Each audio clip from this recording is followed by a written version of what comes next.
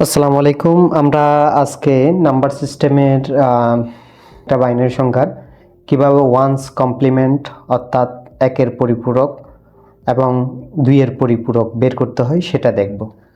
তো প্রথমে আমাদের এখানে একটা সংখ্যা দেওয়া আছে, এই সংখ্যাটাকে আমাদেরকে একের পরিপূরক নির্ণয় করতে হবে। তো কোনো বাইনারি সংখ্যার একের পরিপূরক নির্ণয় করার জন্য আমাদেরকে ওই বাইনারি সংখ্যার সাথে ওই বাইনারি সংখ্যাটাকে উল্টে দিলে হয়ে যায়, অর্থাৎ 0 থাকলে 1 করে দেব, 1 থাকলে 0 করে দেব। এটাই হচ্ছে আমাদের বাইনারি সংখ্যার একের পরিপূরক বের করার নিয়ম। এটা আমরা ক্যালকুলেটর ইউজ করেও করতে পারি। তো এই জন্য আমাদেরকে প্রথমে আমরা ক্যালকুলেটরে চলে যাচ্ছি। তো বেস এন্ড মোডটা প্রথমে আমাদেরকে চালু করে নিতে হবে। আমরা মোড বাটন প্রেস করে এখান থেকে 4 নাম্বার অপশনটা সিলেক্ট করে দিলে আমাদের বেস এন্ড মোডটা চালু হয়ে যাবে। এরপর আমরা শিফট চেপে এখান থেকে বেস কোথায় লেখা আছে ওইটা দেখব। তো আমাদের এখানে বেস লেখা আছে 3 নাম্বার 3 বাটনটাতে, 3 বাটনটাতে এটা প্রেস করে দিলে আমাদের এখানে অনেকগুলো অপশন আসবে। এখান থেকে আমরা একের পরিপূরক করার জন্য 5 নাম্বার অপশনটা নট সিলেক্ট করে নেব, এখান থেকে 5 প্রেস করে। এরপরে যে সংখ্যাটা দেওয়া থাকবে ওইটা তুলব। আমাদের দেওয়া আছে 1010।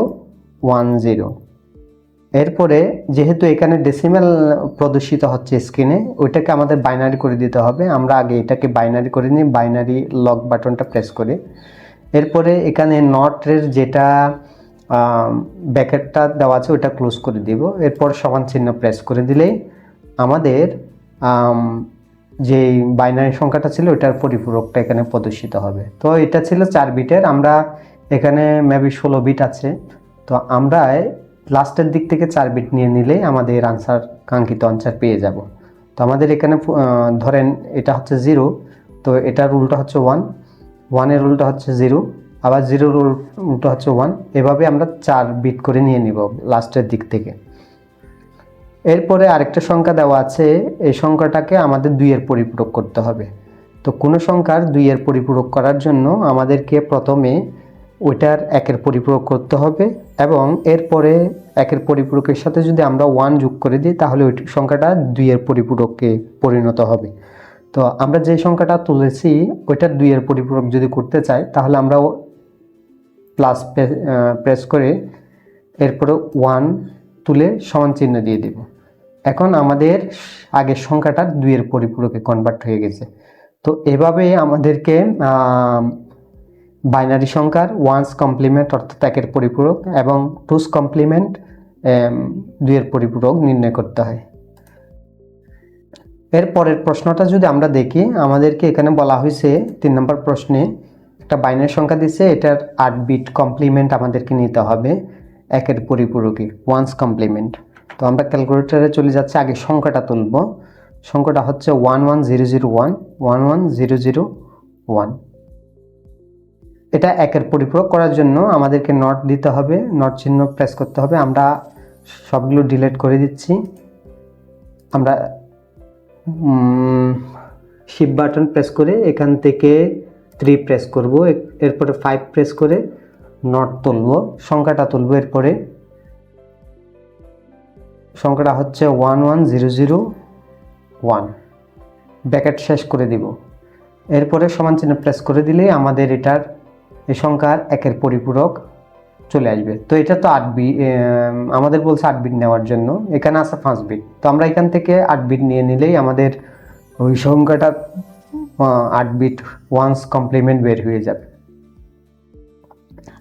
এরপরের যে প্রশ্নটা আছে এখানে বলা হয়েছে 4 নম্বর প্রশ্নে আমাদের একটা ডেসিমেলের নাম্বার আছে 13, ওইটাকে 8 বিট টুস কমপ্লিমেন্ট করতে হবে।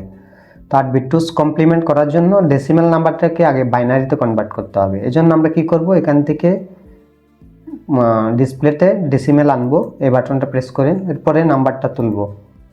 ডেসিমেল নাম্বারটা তুললাম, এরপরে সমান চিহ্ন দিয়ে ইনপুট দিয়ে দেব। এখন এটাকে প্রথমে বাইনারিতে কনভার্ট করতে হবে। তার জন্য আমরা কি করব, লক বাটন প্রেস করে বাইনারিতে নিয়ে যাব এবং সব কিছু আমরা কেটে দেব। এখন এই নাম্বারটা যে তুললাম সেটা আনসারের মধ্যে সেভ আছে। এখন আনসারটাকে যদি আমরা নট করি তাহলে এটা ওয়ান্স কমপ্লিমেন্ট হয়ে যাবে। তো আমরা শিফট চেপে 3 প্রেস করব, এরপর এখান থেকে 5 প্রেস করে আনসার প্রেস করে ব্র্যাকেটটা ক্লোজ করে দেব এবং সমান চিহ্ন প্রেস করে দেব। আমরা যে কিছুক্ষণ আগে 13 তুললাম ওইটাকে বাইনারিতে কনভার্ট করলাম প্রথমে, এরপরে নট করলে এটা ওয়ান্স কমপ্লিমেন্টে পরিণত হয়ে যাবে।